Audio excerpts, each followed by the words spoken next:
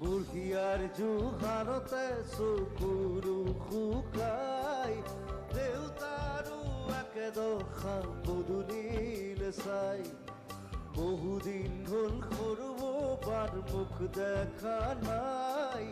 চেনেহীৰা কাষত আজি জুম কৰা নাই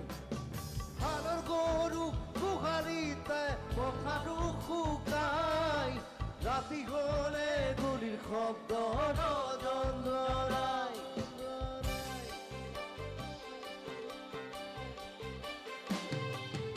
সোণেৰে সজোৱা পজা জহি খহি যায়